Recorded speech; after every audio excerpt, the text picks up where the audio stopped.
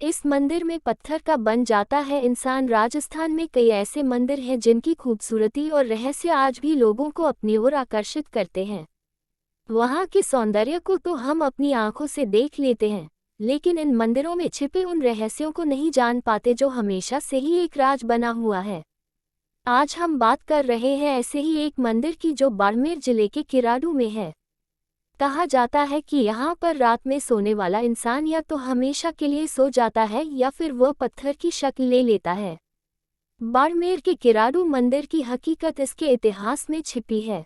कोई कहता है कि मुगलों के कई आक्रमण झेलने की वजह से आज ये जगह बदहाल है, लेकिन यहाँ के स्थानीय लोगों की माने तो एक साधु के शाप ने इस मंदिर को पत्थरों की नगरी में बदल दिया। ऐसी मान्यता है कि काफी वर्षों पहले यहाँ एक तापसी साधु अपने शिष्य के साथ रहता था। एक बार वह देशाटन के लिए गया, लेकिन अपने प्रिय शिष्य को गांव वालों के भरोसे आश्रम में ही छोड़ गए।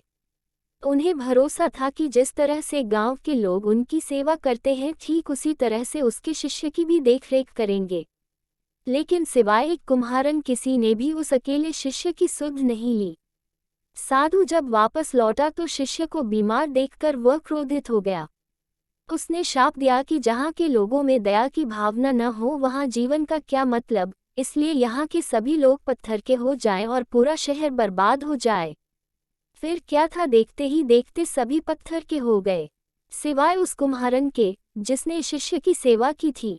साधु ने उस कुम्हारन से कहा कि तेरे हृदय में दूसरों के लिए ममता है, इसलिए तू यहाँ से चली जा।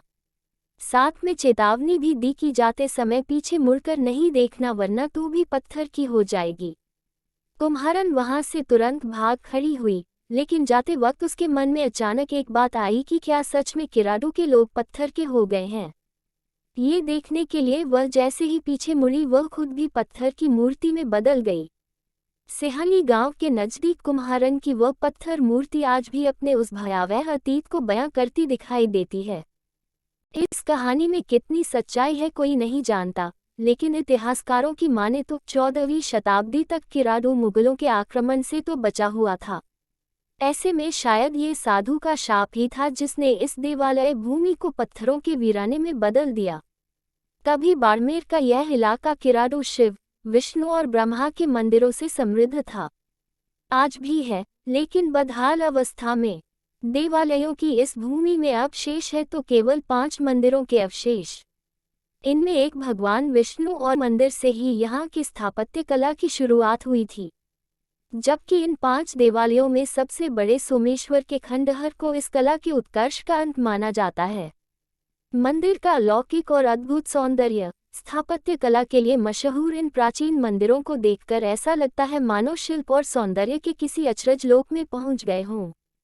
पत्थरों पर बनी कलाकृतियां अपनी अद्भुत और बेमिसाल अतीत की कहानियां कहती नजर आती हैं। खंडहरों में चारों ओर बने वास्तुशिल्प से लेकर छत के पत्थरों में कला का सौंदर्य पिरोया हुआ है। मंदिर के आलंबन में बने गजधर, अश्वधर और नरधर, नागपाश से समुद्र मंथन और स्वर्ण मृग का पीछा करते भगवान राम की बनी पत्थर की मूर्तियां ऐसे लगती हैं कि जैसे अभी बोल पड़ेगी। ऐसा लगता है मानो ये प्रतिमाएं शांत होकर भी आपको खुद के होने का एहसास करा रही है। मंदिर के अंदर की खूबसूरती तो और भी बेमिसाल है।